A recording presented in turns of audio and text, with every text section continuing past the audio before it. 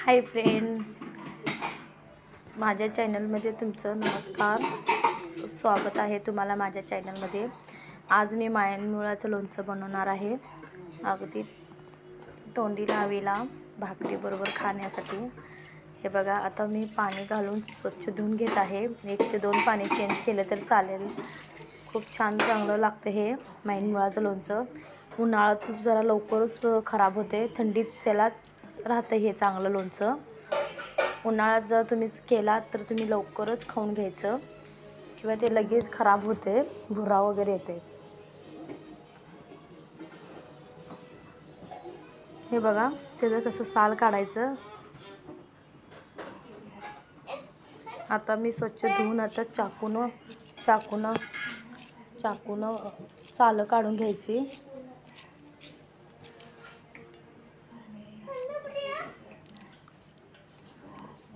साल असं काढून घ्यायचं स्वच्छ।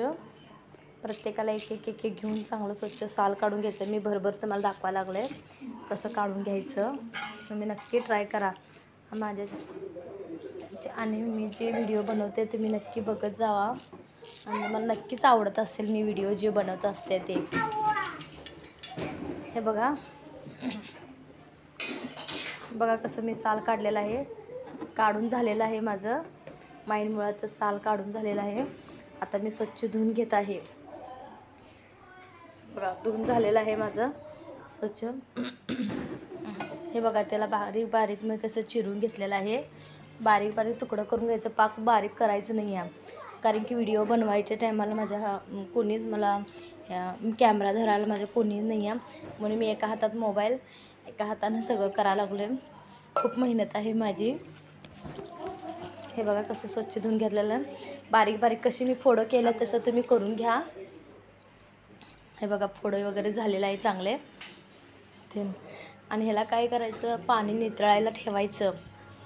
हे बघा, चाळण वगैरे छन्नी वगैरे कसं पण असलं तर आता मी जे भांडं घेतलं आहे ते नितळायसाठीच घेतलं आहे, किंवा मी कोथिंबीर धुवून मी कुठलाही पदार्थ असं मी धुतल्याशिवाय घेत नाही। आणि हे माझं कोथिंबीर कढीपत्ता धुवून घ्यायचं हे भांडं आहे।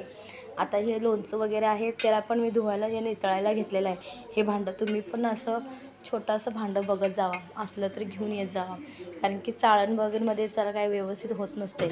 हे छोटं आहे, छान आहे आणि खडखडीत वाळतंय पण। हे बघा कशी मी फोडे वगैरे केलेले आहेत।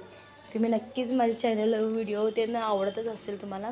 आता पाणी नितळून होत आहे, टॅवेल घ्यायचं आता।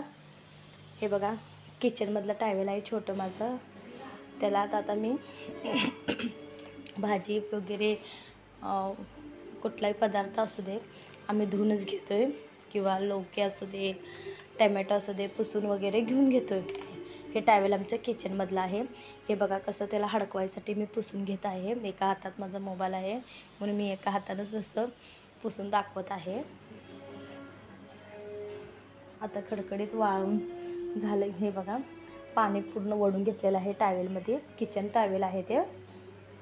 हे बघा, खूप छानपैकी हडकलं आहे। तुम्ही पण असंच किचन टॅवेल ठेवलं आणि पुसून वगैरे घ्यायचं चांगलं स्वच्छ। हे बघा, त्या भांड्यात परत मी घातलेलं आहे, आता वाळलेलं आहे। 1 ते 10 मिनटं 15 मिनटं तुम्ही ठेवा हडकायसाठी। हे बघा, मी हडकून झालेलं आहे माझं, पूर्ण पाणी नितळून झालेलं आहे। तुम्ही चॅनल माझा व्हिडिओ ते नक्कीच बघत जावा, माझ्या चॅनलला लाईक आणि सबस्क्राईब करत जावा। हे बघा खडखडीत झालेलं आहे। जरा मी अर्धा तास ठेवलं तर जरा हडकायला, हडकून झालेलं आहे, वाळलंय पण माझं हे मायनमुळाचं लोणचं।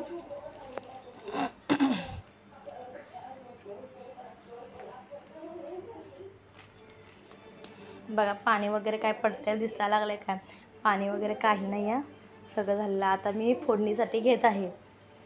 फोडणीसाठी घेतलेलं आहे जिरा, मोहरी, पातेलं तेल। आता त्याला एक अर्धा चमचा तेलच घालायचं, कारण की जास्त काय लागत नाही मायनमुळाचं, एवढंच ठेमच बरं घालायचं। हे बघा, जास्त करून काय लागत नाही। मोहरी,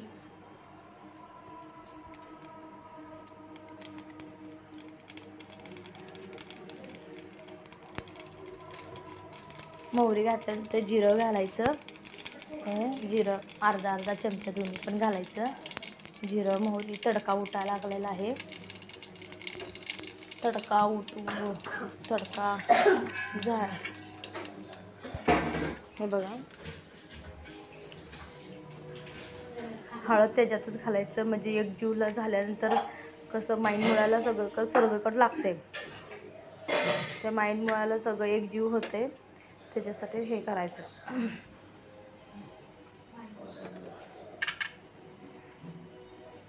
हे बघा गॅस बंद केलेला आहे ना,